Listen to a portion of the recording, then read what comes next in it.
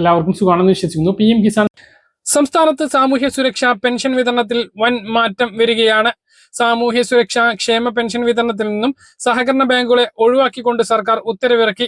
ഇത് പ്രകാരം ഇനി മുതൽ വാണിജ്യ ബാങ്കുകൾ വഴി മാത്രമായിരിക്കും പെൻഷൻ വിതരണം ചെയ്യുക. കാർഷിക ബാങ്കുകൾ വഴിയുള്ള പെൻഷൻ വിതരണവും പൂർണ്ണമായും അവസാനിപ്പിച്ചു. സംസ്ഥാനത്തെ 62 ലക്ഷം പെൻഷൻ ഗുണഭോക്താക്കളിൽ പകുതിയോളം പേർക്ക് വീടുകളിൽ സഹകരണ സംഘങ്ങൾ വഴിയാണ് പെൻഷൻ വിതരണം ചെയ്യുന്നത്.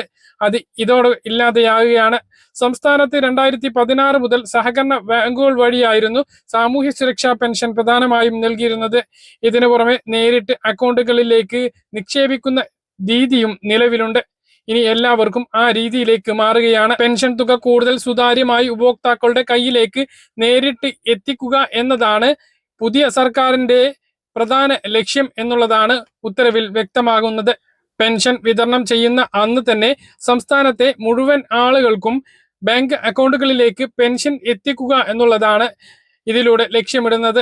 നിലവിലത്തെ രീതി പ്രകാരം ക്ഷേമ പെൻഷൻ വിതരണം ആരംഭിച്ച് 10 ദിവസത്തോളം കഴിഞ്ഞാണ് പല ആളുകൾക്കും വീടുകളിൽ പെൻഷൻ എത്തുന്നത്. ക്ഷേമ പെൻഷൻ തുക ഇനി ആധാറുമായി ലിങ്ക് ചെയ്തിട്ടുള്ള ബാങ്ക് അക്കൗണ്ടിലേക്ക്, അതായത് വാണിജ്യ ബാങ്കുകൾ വഴി ഉപഭോക്താക്കളുടെ അക്കൗണ്ടുകളിലേക്ക് നേരിട്ട് വിതരണം ചെയ്യും.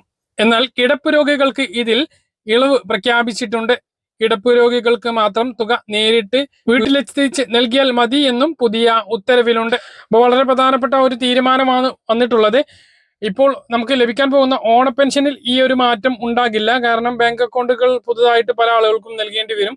പല ആളുകളും ബാങ്ക് അക്കൗണ്ട് പെൻഷന് അപേക്ഷിച്ചപ്പോൾ നൽകിയിട്ടുണ്ടാവും. ചില ആളുകൾ, വീടുകളിൽ പെൻഷൻ ലഭിക്കുന്ന ആളുകൾ പെൻഷന് അപേക്ഷിച്ചപ്പോൾ ബാങ്ക് അക്കൗണ്ട് നൽകാത്തവരായിരിക്കും. അങ്ങനെയുള്ളവർക്കെല്ലാം സഹകരണ ബാങ്കുകളിലല്ലാതെ ഇനി പുതിയ അക്കൗണ്ട് എടുക്കേണ്ടി വരും.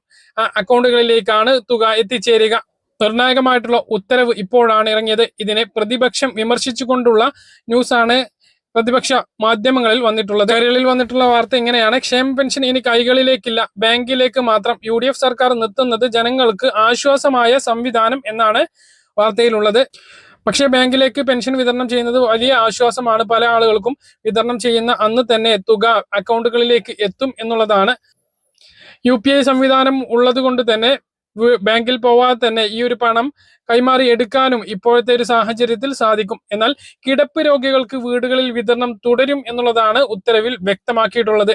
അതുകൊണ്ട് തന്നെ ഇത് എല്ലാവർക്കും പ്രയാസം ഉണ്ടാക്കുന്ന ഒരു നടപടിയല്ല. പെൻഷൻ വിതരണം ചെയ്യുമ്പോൾ തന്നെ തുക എത്തുന്നു എന്നുള്ളതും വളരെയധികം ആശ്വാസകരമായിട്ടുള്ള നടപടി തന്നെയാണ്. പിന്നെ ഒരു പ്രയാസം ഉള്ളത് 25 ലക്ഷത്തോളം ആളുകൾ പുതുതായിട്ട് ബാങ്ക് അക്കൗണ്ട് എടുക്കേണ്ടി വരും എന്നുള്ളതാണ്.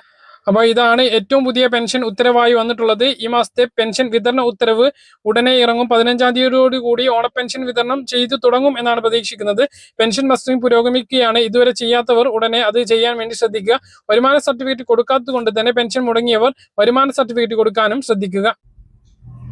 പറഞ്ഞ കാര്യങ്ങൾ കൃത്യമായിട്ട് മനസ്സിലാണെന്ന് കരുതുന്നു. ഇതുപോലെ ഇൻഫർമേഷൻ ലഭിക്കാൻ ചാനൽ സബ്സ്ക്രൈബ് ചെയ്യുക, ബെൽ ഐക്കൺ എനേബിൾ ചെയ്ത് വെക്കുക. മറ്റൊരു വീഡിയോയുമായി നമുക്ക് കാണാം. ബൈ.